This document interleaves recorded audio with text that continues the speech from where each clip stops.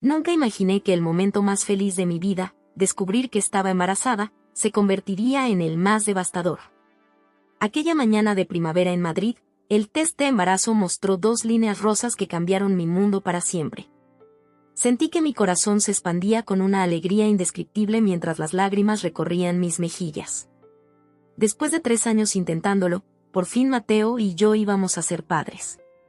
Preparé todo cuidadosamente para darle la noticia. Compré su vino favorito, un Rioja que guardábamos para ocasiones especiales, y cociné paella valenciana, el plato que nos recordaba a nuestro primer viaje juntos. Incluso puse aquella canción de Alejandro Sanz que sonaba la noche que nos conocimos en aquel pequeño bar de La Latina. El apartamento en Malasaña que habíamos comprado juntos, lleno de nuestros recuerdos y sueños, parecía brillar esa tarde. Encendí velas, coloqué flores frescas y esperé, con el corazón latiendo como un tambor, a que la puerta se abriera. Cuando Mateo llegó, más tarde de lo habitual, noté algo extraño en su mirada. Estaba distante, como si parte de él se hubiera quedado en otro lugar. Aún así, me acerqué para besarlo y lo llevé de la mano hasta la mesa puesta. «Tengo algo importante que decirte», susurré mientras servía el vino en su copa, dejando la mía vacía en un gesto que esperaba que notara. Mateo me miró fijamente, con una expresión que no supe descifrar. Tomó un largo trago de vino antes de dejar la copa sobre la mesa con demasiada fuerza. «Yo también tengo algo que decirte, Carmen», dijo con una voz que no reconocí. «Pero tú primero». Respiré hondo, sonreí y dejé que las palabras salieran como una cascada de esperanza. «Estamos embarazados, Mateo. Vamos a ser padres». El silencio que siguió me heló la sangre. Esperaba un abrazo, lágrimas de alegría, quizás incluso que me levantara en volandas como hacía cuando estábamos recién casados.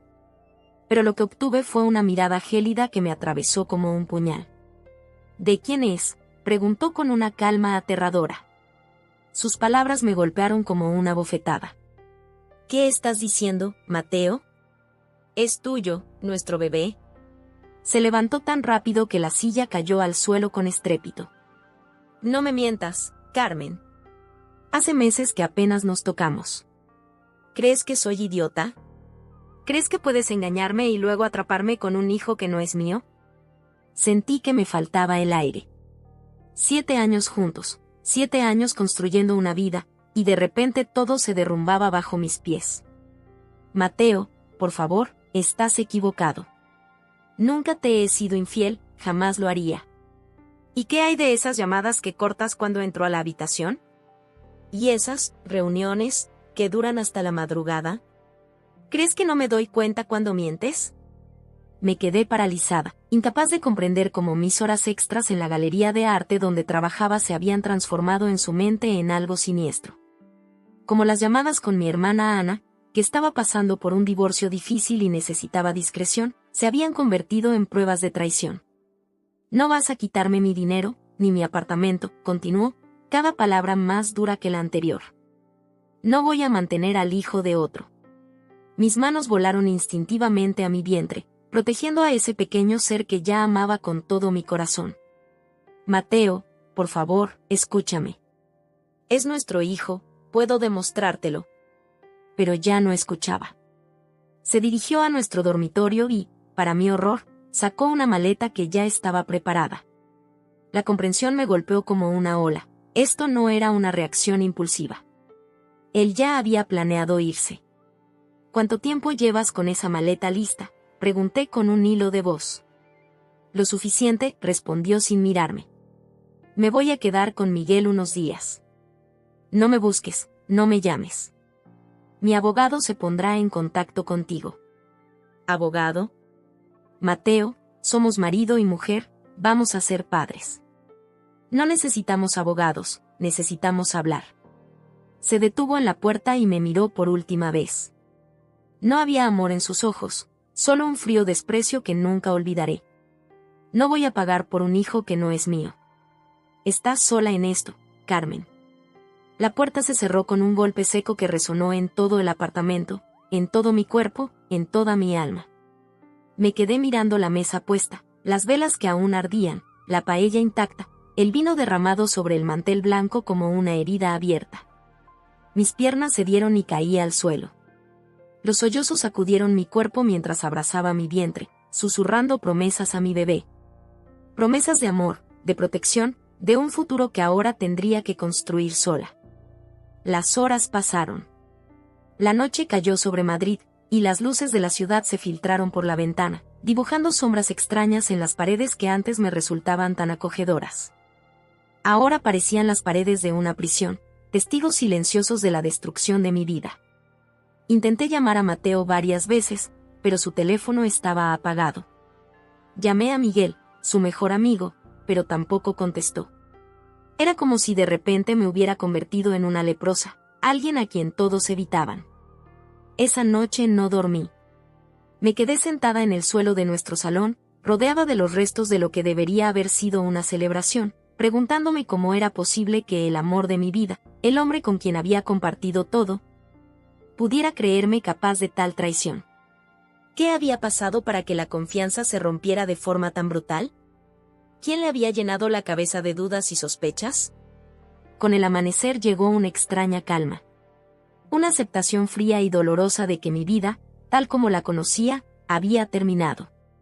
Pero mientras limpiaba los restos de nuestra última cena juntos, sentí un leve movimiento en mi vientre. Apenas perceptible, como el aleteo de una mariposa. Y supe, con una certeza absoluta, que aunque Mateo me hubiera abandonado, ya no estaba completamente sola. Los días siguientes se convirtieron en una nebulosa de dolor. Apenas salía de la cama, excepto para ir al baño o tomar un vaso de agua. Las náuseas matutinas se mezclaban con el dolor del abandono, creando una tormenta física y emocional que me dejaba exhausta. Mi teléfono no dejaba de sonar, llamadas de la galería preguntando por qué no había ido a trabajar, mensajes de mis amigas preocupadas por mi repentina desaparición, incluso mi madre llamándome desde Valencia. Pero no podía hablar con nadie. ¿Cómo explicar que el hombre que todos creían perfecto, el marido atento y cariñoso que Mateo mostraba al mundo, me había acusado de infidelidad y me había abandonado al enterarse de mi embarazo? La vergüenza era casi tan dolorosa como la traición. Una tarde, el timbre sonó insistentemente. Lo ignoré, como había ignorado todo lo demás, hasta que escuché una llave en la cerradura. Me incorporé asustada, pensando que quizás Mateo había vuelto. Pero quien entró fue Lucía, mi mejor amiga desde la universidad, la única persona que tenía una llave de repuesto de nuestro apartamento. «Y Dios mío, Carmen», exclamó al verme. Su rostro reflejaba el horror que debía causarle mi aspecto, pelo enmarañado, ojos hinchados de tanto llorar, la misma camiseta que llevaba días sin cambiar. «¿Qué ha pasado?» «Llevo días intentando contactarte. No pude contenerme más». Las palabras salieron entre sollozos, fragmentadas y confusas. Le conté todo, la alegría del embarazo, la reacción de Mateo, las acusaciones, su partida. Lucía me escuchó en silencio, sus ojos oscuros llenos de una furia contenida que nunca le había visto. Cuando terminé, se sentó a mi lado y tomó mis manos entre las suyas. «Ese cabrón», murmuró con los dientes apretados. Siempre supe que era demasiado perfecto para ser real.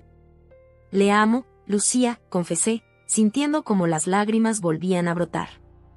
«Y ahora voy a tener un hijo suyo, un hijo que él niega».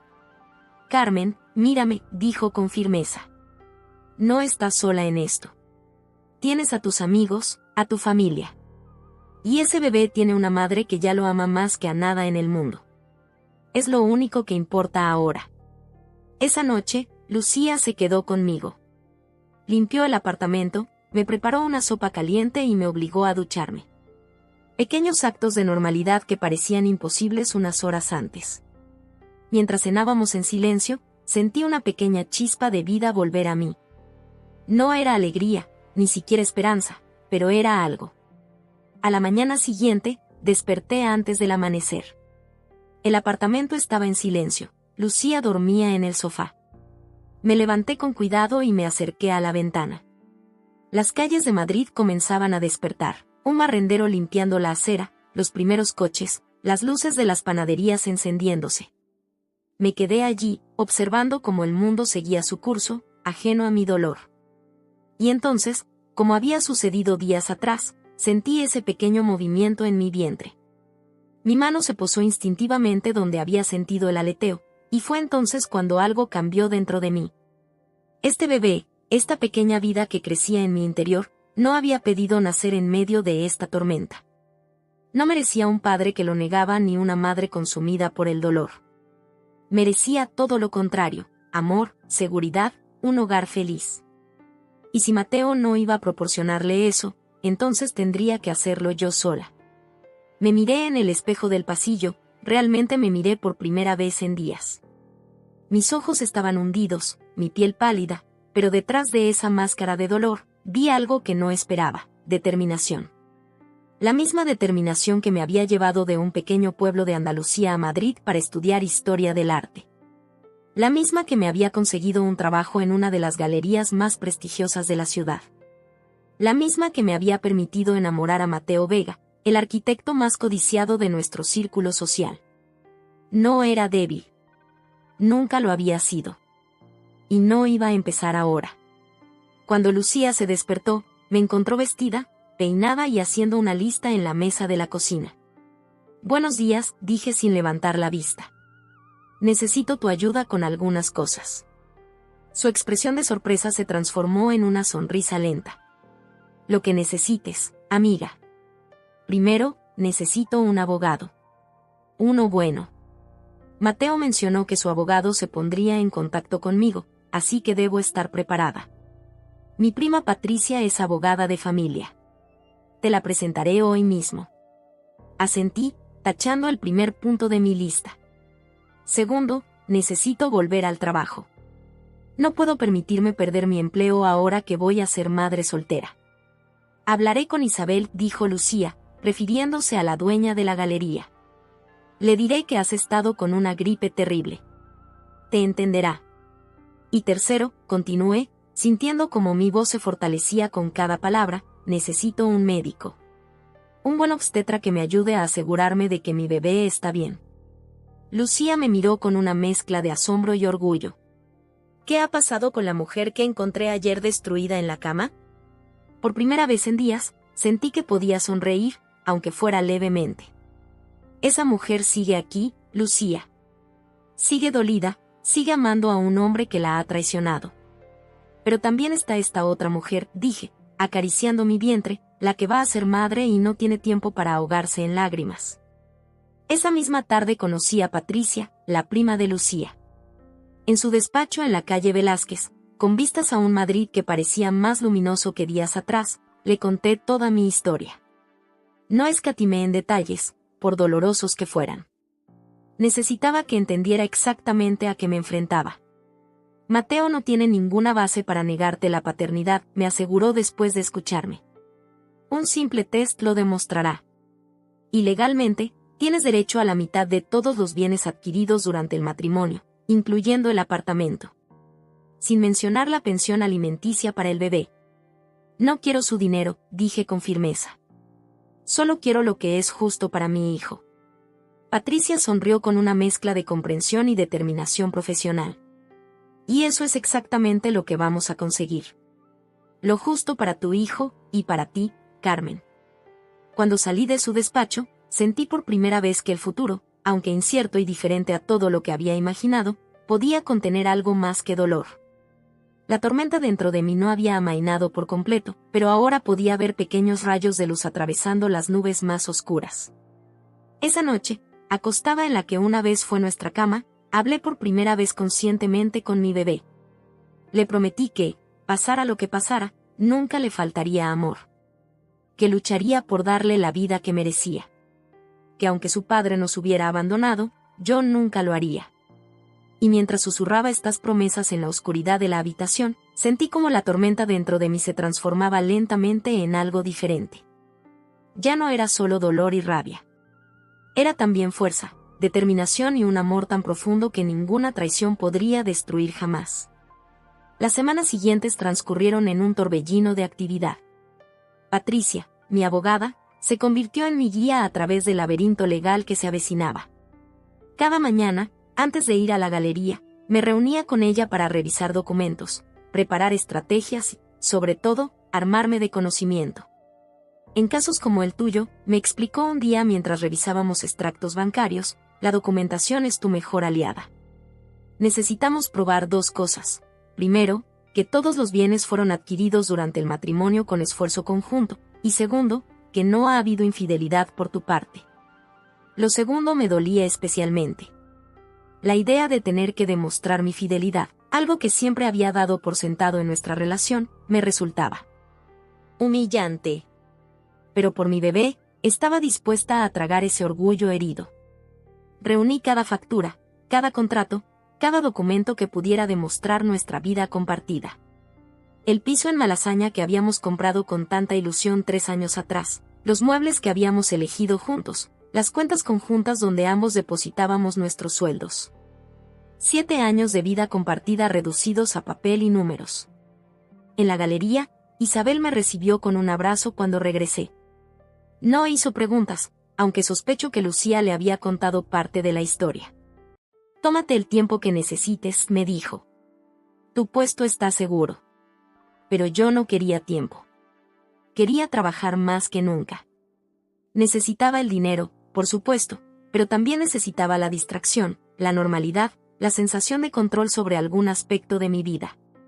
Me sumergí en la organización de una nueva exposición de arte contemporáneo latinoamericano, pasando horas catalogando obras, contactando con artistas, diseñando el espacio. Las noches eran diferentes. Cuando regresaba al apartamento, el silencio me recordaba todo lo que había perdido. A veces, sentada en el sofá donde Mateo y yo habíamos planeado nuestro futuro, me permitía unos minutos de lágrimas. Pero solo unos minutos. Luego me secaba la cara, preparaba una cena saludable, y me sentaba a revisar más documentos o a leer libros sobre embarazo y crianza. Un mes después de la partida de Mateo, recibí la primera comunicación oficial de su abogado. Una propuesta de divorcio rápido donde él se quedaba con el apartamento y los ahorros conjuntos a cambio de una pequeña compensación económica. No mencionaba al bebé. Era como si mi embarazo fuera un detalle irrelevante, una mentira que no merecía ni ser refutada. Patricia estaba furiosa cuando se lo mostré. Esto es insultante, dijo mientras leía el documento.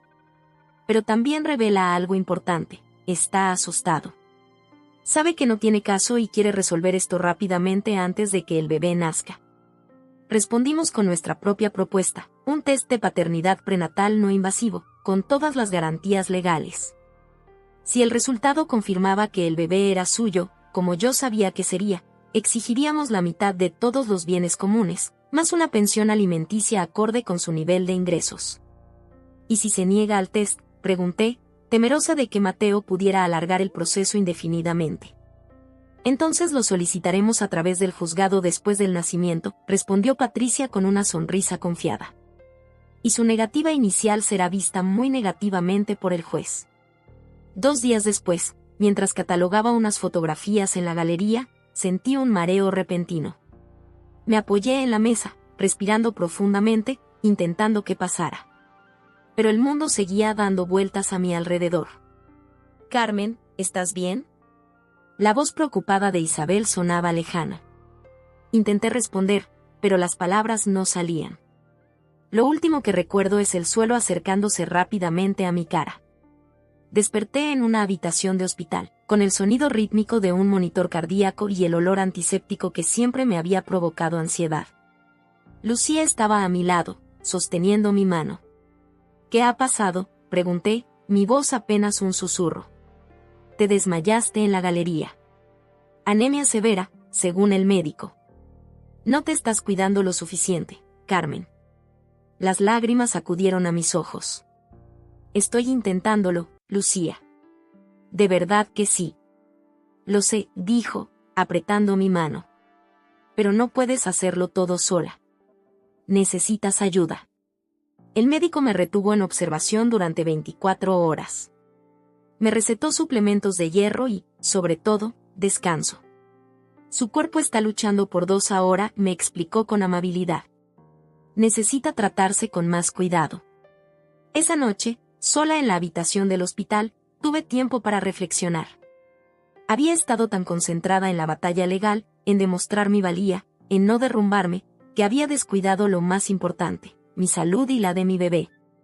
La ironía no se me escapaba. En mi afán por proteger a mi hijo, estaba poniendo en riesgo nuestro bienestar. Cuando me dieron el alta al día siguiente, tomé algunas decisiones. Primero, acepté la oferta de Lucía de mudarse temporalmente conmigo. Su compañía no solo aliviaba la soledad, sino que también significaba ayuda práctica con las tareas cotidianas. Segundo, reduje mi horario en la galería a media jornada. Isabel no solo lo aceptó, sino que insistió en mantener mi sueldo completo. Considéralo una inversión en tu regreso, dijo cuando intenté protestar. Eres demasiado valiosa para esta galería como para perderte. Y tercero, comencé a buscar un nuevo lugar para vivir. El apartamento que compartía con Mateo, aunque legalmente tenía derecho a quedármelo, estaba lleno de recuerdos dolorosos. Cada rincón me susurraba promesas rotas, sueños aplastados. Necesitaba un espacio propio, uno donde pudiera comenzar de nuevo. Encontré un pequeño piso en La Latina, cerca del Parque del Retiro. Era más pequeño que nuestro apartamento en Malasaña, pero tenía luz natural a raudales y una pequeña habitación que sería perfecta para el bebé. El alquiler era razonable, especialmente considerando la ubicación, y la casera, una mujer mayor llamada Dolores, se encariñó conmigo de inmediato. Mi hija también fue madre soltera, me contó mientras firmábamos el contrato. Y ahora su hijo es médico en Barcelona. No dejes que nadie te diga lo que puedes o no puedes hacer, querida. Patricia, siempre práctica, me aconsejó no mudarme hasta que se resolviera la cuestión del apartamento en los tribunales. Es un activo importante, Carmen. No queremos dar la impresión de que lo estás abandonando voluntariamente. Así que alquilé el nuevo piso, pero seguí viviendo en el antiguo. Pasaba mis tardes libres pintando la habitación del bebé en mi futuro hogar, montando muebles que compraba de segunda mano, creando poco a poco un nido para nosotros. Una tarde, mientras Lucía y yo decorábamos la habitación del bebé, mi teléfono sonó. Era Patricia. Ha aceptado el test, me informó sin preámbulos. La prueba está programada para la próxima semana en la clínica que acordamos. Me senté lentamente en la mecedora que había comprado el día anterior. ¿Va a estar él allí? No. Enviará a su médico de confianza como testigo, pero él no quiere verte. Debería haberme sentido aliviada. La idea de enfrentar a Mateo me aterrorizaba. Pero en lugar de alivio, sentí una punzada de dolor. ¿Cómo podía el hombre que una vez juró amarme hasta su último aliento negarse incluso a estar en la misma habitación que yo? El día de la prueba llegó más rápido de lo que esperaba. La clínica, una de las más prestigiosas de Madrid, tenía un ambiente aséptico y frío que hacía poco por calmar mis nervios. Patricia estaba a mi lado, una presencia reconfortante en medio de la tensión. El médico de Mateo, un hombre de mediana edad con expresión impasible, apenas me saludó con un gesto de cabeza. La prueba en sí fue simple, una extracción de sangre de mi brazo, de la que podrían aislar ADN fetal para compararlo con el de Mateo, que ya había proporcionado una muestra días antes. Sin riesgos para el bebé, sin dolor más allá del pequeño pinchazo. Los resultados estarán en aproximadamente una semana, informó la doctora que me atendió. Se enviarán directamente a los abogados de ambas partes. Esa semana fue la más larga de mi vida. Aunque no tenía ninguna duda sobre la paternidad de mi bebé, no podía evitar sentir ansiedad. ¿Y si, por algún error técnico, los resultados no eran concluyentes? ¿Y si Mateo encontraba alguna manera de desafiarlos?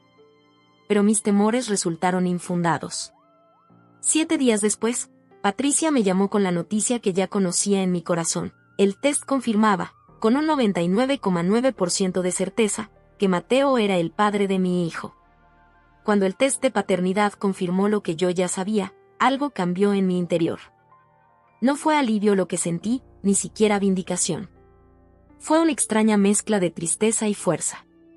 Tristeza porque ahora era innegable que Mateo había elegido abandonarnos a pesar de la verdad. Fuerza porque ya no había dudas, ya no había espacio para la incertidumbre. Mi camino estaba claro.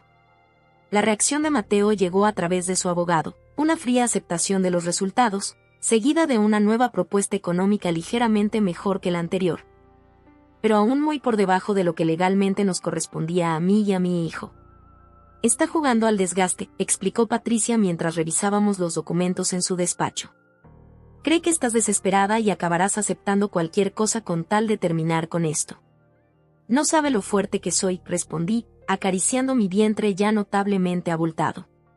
Con casi 6 meses de embarazo, mi barriga era imposible de ocultar, y me sorprendí a mí misma exhibiéndola con orgullo, como un escudo.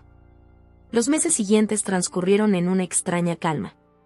Me mudé oficialmente al piso de la Latina, llenándolo poco a poco con objetos nuevos, creando recuerdos frescos que no estuvieran contaminados por el pasado.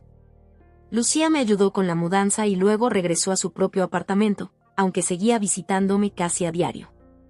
En la galería, Isabel me asignó tareas que podía realizar sentada la mayor parte del tiempo. Las clientas habituales me traían regalos para el bebé, pequeños badis, sonajeros, libros de cuentos.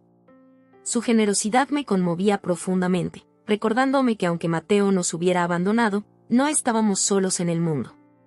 A principios de noviembre, cuando los castaños de Madrid comenzaban a perder sus hojas y el aire se volvía fresco, comencé a sentir las primeras contracciones. Eran leves, apenas perceptibles, más una incomodidad que un dolor real. Aún faltaban 3 semanas para la fecha prevista, así que no me alarmé demasiado. Esa tarde estaba terminando de organizar el pequeño armario de mi hijo, doblando diminutas camisetas y pantalones que mis padres habían enviado desde Valencia, cuando sentí un dolor agudo que me cortó la respiración. Me senté en la mecedora, respirando profundamente como me habían enseñado en las clases de preparación al parto. Cuando el dolor pasó, intenté levantarme y sentí un líquido caliente deslizándose por mis piernas. Mis aguas se habían roto. Con una calma que me sorprendió a mí misma, llamé a un taxi y luego a Lucía. «Es hora», le dije simplemente. Ella prometió encontrarme en el hospital lo antes posible. El taxi llegó en 15 minutos que se me hicieron eternos. Las contracciones eran ahora más fuertes y regulares. El taxista, un hombre mayor con aspecto de abuelo, me miró con preocupación a través del espejo retrovisor. «¿Es su primer hijo?», preguntó mientras sorteaba el tráfico de Madrid con una habilidad que agradecí enormemente. «Sí», respondí entre respiraciones controladas. «Mi hija dio a luz el año pasado», comentó con una sonrisa. «Ahora tengo una nieta preciosa. Los niños son una bendición, aunque a veces nos vuelvan locos». Su charla intrascendente fue extrañamente reconfortante, un ancla a la normalidad mientras mi cuerpo se preparaba para el evento más extraordinario de mi vida. Cuando llegamos al hospital, las contracciones eran tan intensas que apenas podía hablar. Una enfermera me llevó rápidamente a la sala de partos, donde confirmaron que la dilatación ya estaba bastante avanzada. «Este pequeño tiene prisa por conocer el mundo», comentó la doctora con una sonrisa tranquilizadora. Las horas siguientes se convirtieron en un borrón de dolor, esfuerzo y determinación. No tuve tiempo de pensar en Mateo, en su ausencia, en todo lo que se estaba perdiendo. Mi mundo se redujo a respirar, pujar y resistir, guiada por las voces alentadoras del equipo médico y de Lucía, que llegó justo a tiempo para sostener mi mano durante la parte más difícil. Y entonces, en medio de un último esfuerzo que pareció consumir toda mi energía, lo escuché, un llanto potente, indignado, el sonido más hermoso que jamás había escuchado. Mi hijo había llegado al mundo. «Es un niño precioso y fuerte», anunció la doctora mientras lo colocaba sobre mi pecho. Lo miré a través de un velo de lágrimas. Era pequeño, arrugado, con una mata de pelo negro que definitivamente había heredado de su padre. Pero sus ojos, cuando los abrió brevemente para mirarme, eran del mismo tono verde avellana que los míos. «Hola, León», susurré, decidiendo en ese instante su nombre. No León por el animal, sino por la ciudad de Castilla y León donde mis abuelos se habían conocido, un símbolo de fuerza y resistencia, de historia y continuidad. Mientras sostenía a mi hijo por primera vez, sentí una certeza absoluta: todo el dolor, la humillación, la lucha había valido la pena. Por él, volvería a pasar por todo 1000 veces más. Las primeras horas con León fueron una mezcla de agotamiento y éxtasis. Cada pequeño gesto, cada respiración, cada parpadeo me fascinaban. Era tan perfecto, tan completo, que me costaba creer que fuera realmente mío. Lucía se quedó conmigo hasta que nos trasladaron a una habitación. «Es idéntico a ti», dijo, aunque ambas sabíamos que no era cierto. León tenía la nariz de Mateo, su forma de labios, incluso su expresión seria cuando dormía. Gracias por estar aquí, le dije, consciente de que sin ella, el parto habría sido una experiencia mucho más solitaria y aterradora. Donde más iba a estar, respondió con una sonrisa. Soy su madrina, ¿no? No se lo había pedido formalmente, pero en ese momento me pareció lo más natural del mundo. Por supuesto que lo eres. Esa noche, cuando Lucía se fue y las enfermeras se llevaron a León al nido para que yo pudiera descansar, me encontré sola por primera vez desde el parto. En la quietud de la habitación de hospital, con el suave zumbido de los monitores como única compañía, finalmente me permití pensar en Mateo. ¿Debería llamarle? ¿Tenía derecho a saber que su hijo había nacido? Legalmente, por supuesto que sí. Moralmente, era más complicado. El hombre que me había acusado falsamente de infidelidad, que me había abandonado cuando más lo necesitaba, que había intentado negarle a su hijo su apellido y su apoyo, ¿merecía ser parte de este momento sagrado? Decidí que Patricia contactaría con su abogado por la mañana. Era lo correcto desde un punto de vista legal, y en el fondo, quería darle a Mateo una última oportunidad de hacer lo correcto. Al día siguiente, León y yo recibimos visitas. Isabel, algunas compañeras de la galería, incluso mi antigua vecina de Malasaña que me había apoyado silenciosamente durante todo el proceso. Todas se derritieron ante León, que pasó de brazo en brazo con una paciencia sorprendente para un recién nacido. Mi madre llegó desde Valencia por la tarde, trayendo consigo el olor familiar de su perfume y una maleta llena de ropa que ella misma había tejido para su nieto. Lloró cuando vio a León por primera vez, murmurando bendiciones en esa mezcla de español y valenciano que siempre utilizaba en momentos de emoción intensa. Es igual que tú cuando naciste, mintió con esa bondad propia de las madres que quieren proteger a sus hijas del dolor. Tiene mucho de su padre, respondí, sorprendiéndome a mí misma por la falta de amargura en mi voz. Ya no dolía tanto admitirlo. León era quien era, una mezcla perfecta de Mateo y yo, y no cambiaría ni un solo detalle de él. ¿Le has avisado?, preguntó mi madre con cautela. Patricia se encargará de eso, respondí. Legalmente, debes saberlo. Mi madre asintió, apretando mis manos entre las suyas. Eres una mujer muy fuerte, Carmen. Siempre lo has sido, desde pequeña. Pero recuerda que no tienes que hacerlo todo sola. No estoy sola, dije, mirando a León que dormía plácidamente en su cunita hospitalaria. Nunca más estaré sola. Al tercer día, cuando nos preparábamos para regresar a casa, recibí una visita inesperada. No era Mateo, como secretamente había temido y quizás esperado, sino un mensajero con un sobre de aspecto oficial. Era de parte del abogado de Mateo, una carta formal reconociendo la paternidad de León, junto con un cheque por una cantidad generosa para los gastos iniciales del bebé.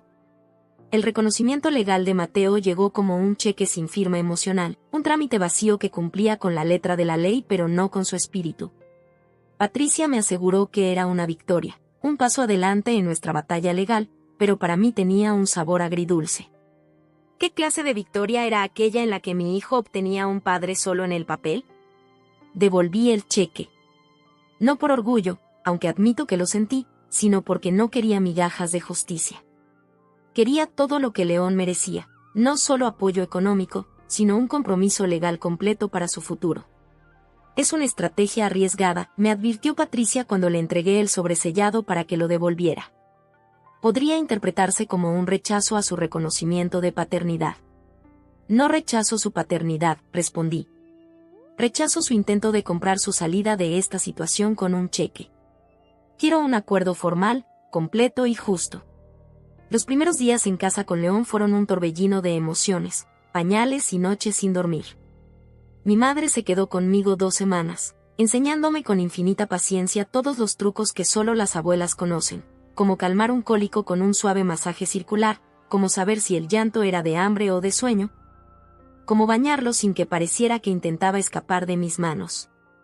Eres una madre natural, me dijo una noche mientras observaba cómo amamantaba a León. Míralo como te mira, ya sabe que eres su mundo entero. Cuando mi madre regresó a Valencia, prometiendo volver pronto, me enfrenté a mi nueva realidad, Yo sola con León en nuestro pequeño apartamento de la Latina. Pero sola ya no significaba lo mismo. La presencia de León llenaba cada rincón, cada silencio. Establecimos rutinas, descubrimos ritmos, nos convertimos en un pequeño equipo. Yo le cantaba canciones de cuna valencianas mientras lo mecía para dormirlo, le contaba historias sobre arte mientras cambiaba sus pañales, le prometía futuros viajes a museos y ciudades lejanas.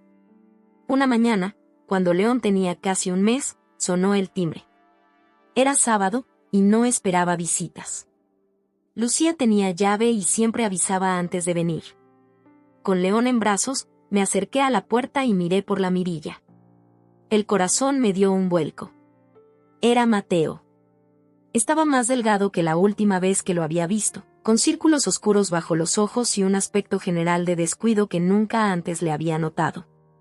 El siempre impecable arquitecto ahora parecía un hombre derrotado. Dudé. Mi primer instinto fue no abrir, proteger a León de la presencia volátil de un hombre que lo había negado antes incluso de que naciera. Pero algo en la postura de Mateo, en la forma en que se pasaba nerviosamente la mano por el pelo como siempre hacía cuando estaba angustiado, me hizo cambiar de opinión. Abrí la puerta pero me quedé en el umbral, una barrera física entre él y León, que dormía plácidamente contra mi pecho. Carmen, dijo, su voz apenas un susurro ronco. Sus ojos no estaban en mí, sino en el pequeño bulto en mis brazos. Yo he venido a conocer a mi hijo.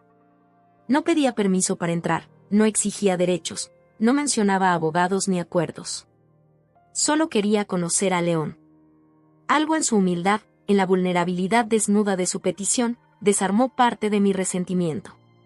Puedes verlo, dije finalmente, haciéndome a un lado. Pero esto no cambia nada legalmente. Y si dices una sola cosa que me haga sentir incómoda, te irás. Entró como quien entra en terreno sagrado, con una reverencia silenciosa que me sorprendió. Se sentó donde le indiqué, en el extremo del sofá, y esperó mientras yo me acomodaba en el otro extremo, ajustando a León para que pudiera verlo. Es perfecto, murmuró Mateo, y vi como sus ojos se llenaban de lágrimas. Se parece a ti. Tiene tus labios, respondí automáticamente. Y tu pelo.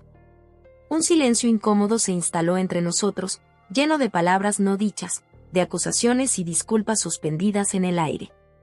Carmen, yo. Comenzó, pero lo interrumpí. No, Mateo. No quiero oírlo ahora.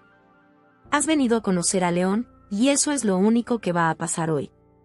Asintió, aceptando mis términos. Su mirada volvió a nuestro hijo, absorbiendo cada detalle como si quisiera memorizar cada curva de su rostro dormido. ¿Puedo sostenerlo?, preguntó después de un rato. Dudé. La idea de poner a León en los brazos del hombre que nos había abandonado me revolvía el estómago. Pero también sabía, en algún rincón de mi corazón que se negaba a endurecerse por completo, que ese hombre era el padre de mi hijo. Y León merecía tener un padre, incluso uno imperfecto, incluso uno que había cometido errores imperdonables. Siéntate aquí, dije, indicando el centro del sofá. Te enseñaré cómo sostenerlo. Con manos temblorosas, Mateo recibió a León. Era evidente que nunca había sostenido a un bebé antes, su postura era rígida, sus movimientos cautelosos en extremo. Le mostré cómo apoyar la cabecita, cómo acunarlo contra su pecho. Y entonces ocurrió algo inesperado. León abrió los ojos. Esos ojos verde avellana, tan parecidos a los míos, miraron directamente a su padre. No lloró, no se agitó. Simplemente observó con esa intensidad serena que a veces tienen los recién nacidos, como si pudiera ver el alma misma de Mateo. Fue entonces cuando Mateo se derrumbó. Sin previo aviso, sin drama, las lágrimas comenzaron a caer por su rostro, silenciosas pero imparables. Lo siento tanto, dijo, sin apartar la mirada de León. Lo he estropeado todo. He sido un idiota, un cobarde. Te acusé injustamente, dejé que mis inseguridades, mis miedos, destruyeran lo mejor que tenía en mi vida. Y ahora he perdido el derecho a ser parte de esto. No respondí de inmediato. Parte de mí quería gritarle, recordarle cada momento de dolor, cada noche de soledad, cada lágrima derramada. pero otra parte, quizás la más sabia, entendía que este momento no era sobre mí o sobre él. Era sobre León. ¿Por qué, Mateo?, pregunté finalmente. ¿Por qué dudaste de mí? 7 años juntos, y ni una sola vez te di motivos para desconfiar. Suspiró profundamente, meciendo instintivamente a León cuando éste se agitó un poco. No fue por ti, confesó. Fue por mí. Mi padre engañó a mi madre cuando ella estaba embarazada de mí. Siempre creció en mí el miedo de que la historia se repitiera, de que no fuera suficiente, de que cuando llegara el momento más importante, la persona que amaba me traicionaría. Podrías haberme contado eso, dije, la ira mezclándose con una nueva comprensión. Podrías haberme hablado de tus miedos en lugar de asumir lo peor. Lo sé, respondió, su voz quebrada. No tengo excusa. Solo quiero intentar arreglarlo, si me dejas. No pido que volvamos a estar juntos, no tengo derecho a pedir eso. Pero quiero ser un padre para León. Quiero estar presente, quiero aportar, quiero que sepa que lo amo aunque cometí el peor error posible antes de que naciera. León comenzó a agitarse en sus brazos, preparándose para uno de esos llantos súbitos y potentes que ya había aprendido a reconocer. Lo tomé de los brazos de Mateo, quien lo entregó con una mezcla de alivio y pérdida. «Tiene hambre», expliqué mientras me acomodaba para amamantarlo. Mateo se levantó, comprendiendo intuitivamente que necesitaba privacidad para ese momento íntimo. «Me iré ahora», dijo. «Pero, si me lo permites, me gustaría volver. Solo para verlo. Para conocerlo poco a poco». Lo miré, sosteniendo a nuestro hijo contra mi pecho. León, ajeno al drama adulto que lo rodeaba, se alimentaba con los ojos cerrados, pequeños puños apretados contra mi piel. «Hablaré con Patricia», dije finalmente. «Necesitamos un acuerdo legal claro, pensión alimenticia, régimen de visitas, todo. No más acuerdos informales, no más cheques sin compromiso. Si quieres ser parte de la vida de León, será en términos claros y justos». «Lo que sea necesario», respondió sin dudar. «Firmaré lo que sea justo, y más. Solo quiero la oportunidad de demostrar que puedo ser mejor de lo que he sido hasta ahora». Después de que se fue, me quedé mirando a León, que ya se había dormido de nuevo, satisfecho y en paz. ¿Estaba haciendo lo correcto? ¿Era justo permitir que Mateo entrara en nuestras vidas después de todo el daño causado? ¿O sería aún más injusto privar a León de la oportunidad de conocer a su padre, imperfecto como era? No tenía respuestas claras, solo la certeza de que, sea cual fuera mi decisión, la tomaría pensando únicamente en el bienestar de mi hijo. Mateo tendría que ganarse su lugar en nuestras vidas, paso a paso, día a día. No habría atajos, no habría perdón instantáneo. La justicia que buscaba ya no era venganza ni reivindicación. Era más compleja y más profunda. Era crear un entorno donde León pudiera crecer seguro, amado y respetado. Si Mateo podía contribuir a eso, tendría una oportunidad. Si no, nuestra vida continuaría sin él, como había hecho hasta ahora. Una semana después, Patricia y el abogado de Mateo se reunieron para redactar un acuerdo que protegiera los intereses de León.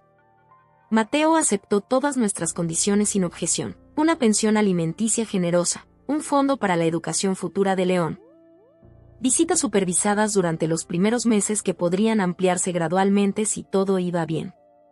«Ha sido sorprendentemente razonable», comentó Patricia cuando me entregó los documentos firmados. «Parece sinceramente arrepentido».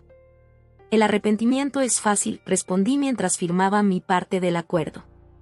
«La constancia es lo difícil. Veremos si sigue siendo tan razonable dentro de 6 meses, o un año». Los días se convirtieron en semanas, las semanas en meses.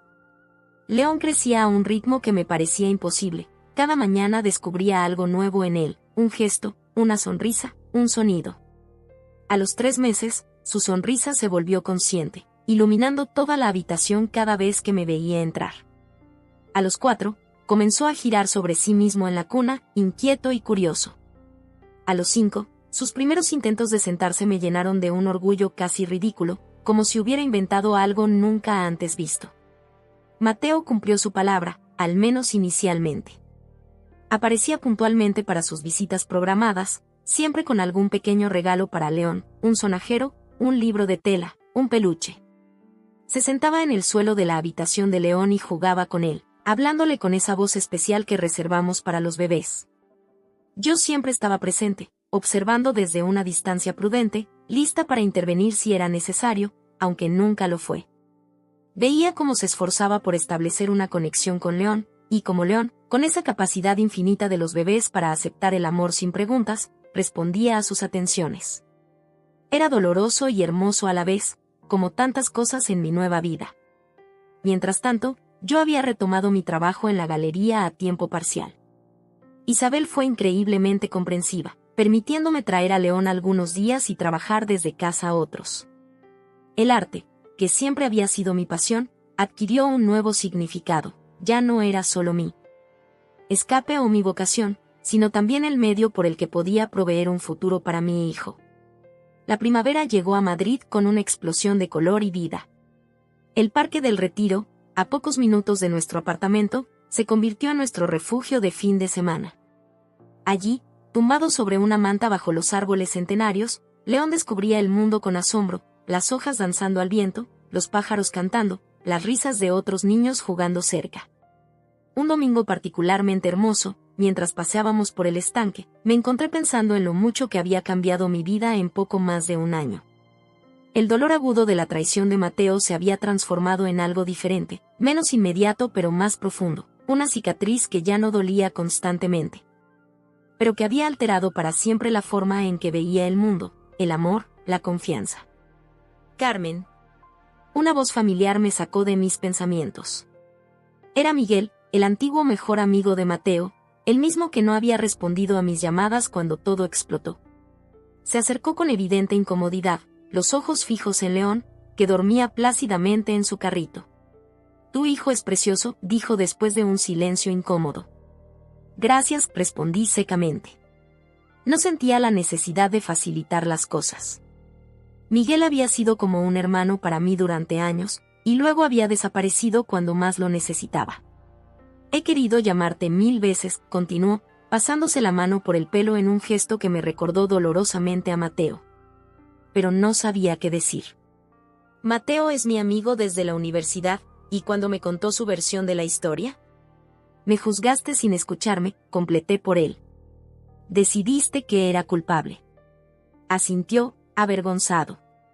Y me equivoqué. Cuando salieron los resultados del test de paternidad, Mateo estaba destrozado.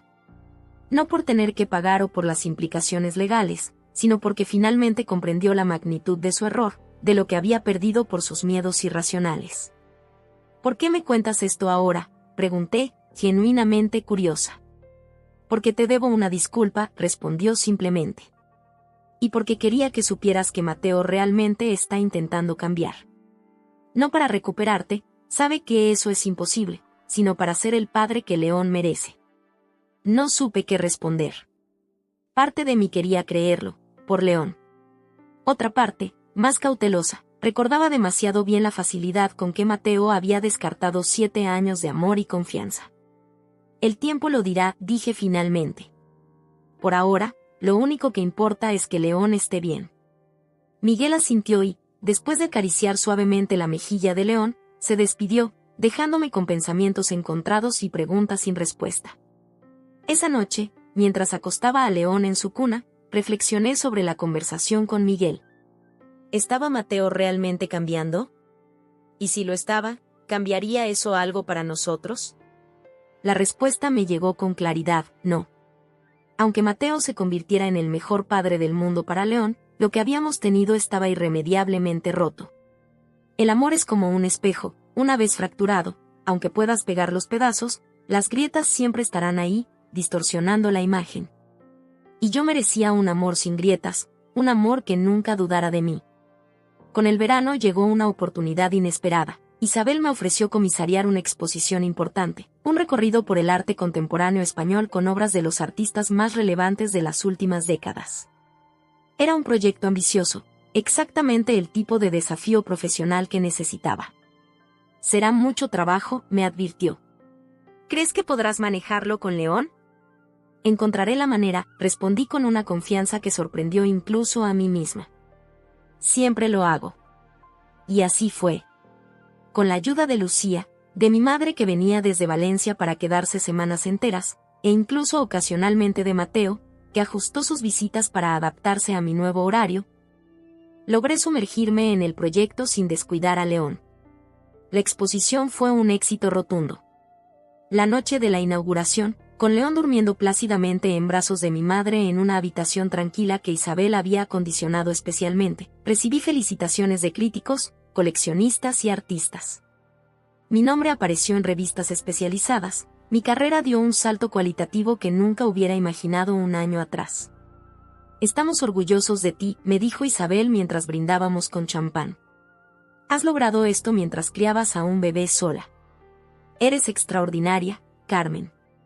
No estoy sola, respondí, pensando en todas las personas que me habían apoyado, en la red de amor y solidaridad que había descubierto en mi momento más oscuro. Y esa es mi mayor victoria. El primer cumpleaños de León llegó con una pequeña celebración en nuestro apartamento. Invité a las personas que habían estado a nuestro lado durante ese año difícil y maravilloso, Lucía, Isabel, mi madre, algunas compañeras de la galería, Dolores. Nuestra casera que se había convertido en una especie de abuela adoptiva para León. Mateo también vino, por supuesto. Nuestras interacciones se habían vuelto más naturales con el tiempo, centradas únicamente en León. Nunca hablábamos del pasado, de lo que habíamos sido o de lo que podríamos haber sido. Era un acuerdo tácito, nuestro presente compartido se limitaba a ser los padres de León, nada más y nada menos. Lo observé mientras ayudaba a León a abrir sus regalos, paciente y atento. Era un buen padre, tenía que reconocerlo. Constante, cariñoso, responsable. Durante el último año, no había fallado ni una sola visita, ni un solo pago. Incluso había empezado a llevarse a León algunos fines de semana, permitiéndome un respiro que nunca pensé que necesitaría tanto. Ha crecido tan rápido, comentó cuando nuestras miradas se cruzaron. A veces me cuesta creer que ya tenga un año. Lo sé, respondí. Parece que fue ayer cuando lo tuve en mis brazos por primera vez. Un silencio cargado de significado se instaló entre nosotros. Ambos estábamos pensando en lo mismo, en cómo debería haber sido ese momento, en cómo él debería haber estado allí, sosteniendo mi mano, siendo parte del milagro. Carmen, comenzó, pero lo interrumpí con suavidad. Hoy es un día feliz, Mateo. Celebremos eso. Asintió, comprendiendo. Algunas conversaciones nunca tendrían lugar, algunas heridas nunca serían completamente examinadas. Y estaba bien así. Esa noche, después de que todos se fueran y León finalmente se durmiera, exhausto de tanta emoción, me serví una copa de vino y salí al pequeño balcón de nuestro apartamento. Madrid brillaba bajo la luna, hermosa y vital, como siempre había sido. Pensé en la mujer que había sido un año atrás, rota, asustada, pero determinada a sobrevivir por el bien de su hijo. Pensé en todo lo que había aprendido desde entonces, sobre la fuerza que no sabía que tenía, sobre la capacidad de perdonar sin olvidar, sobre cómo el amor puede transformarse en algo diferente pero igualmente valioso. León y yo habíamos construido una vida hermosa juntos. Una vida que no se definía por la ausencia de Mateo, sino por la presencia de tantas otras cosas: amor, arte, amistad, crecimiento, desafíos superados, alegrías inesperadas. Nuestra historia no era la que había imaginado cuando vi aquellas 2 líneas rosas en el test de embarazo. Era más compleja, más matizada, con más sombras pero también con luces más brillantes. Era nuestra historia, y estaba orgullosa de cada capítulo, incluso los dolorosos, porque todos juntos nos habían traído hasta aquí. Levanté mi copa hacia el cielo estrellado, brindando silenciosamente por el año que había pasado y por todos los que vendrían. Por León, que dormía pacíficamente en su habitación, soñando sueños que yo protegería con uñas y dientes. Por mí misma, por la mujer en que me había convertido, más fuerte de lo que nunca pensé posible. Y sí, incluso por Mateo, que a su manera imperfecta estaba intentando enmendar sus errores, ser el padre que León merecía. La vida seguía, diferente a lo planeado pero no menos valiosa. Y nosotros seguíamos con ella, un día a la vez, construyendo algo nuevo sobre las cenizas de lo que una vez fue y nunca volvería a ser. Entré al apartamento, dejé la copa en el fregadero y fui a comprobar a León una última vez antes de acostarme. Dormía con su expresión serena habitual, un pequeño puño cerca de su cara. El osito que le había regalado lucía firmemente sujeto con la otra mano. «Te amo más que a nada en este mundo», susurré, acariciando suavemente su pelo negro. «Y siempre será así, pase lo que pase». Esa noche dormí profundamente, sin sueños, con la tranquilidad de quien ha navegado una tormenta y ha encontrado, contra todo pronóstico, no solo la supervivencia sino una nueva y hermosa costa donde anclar.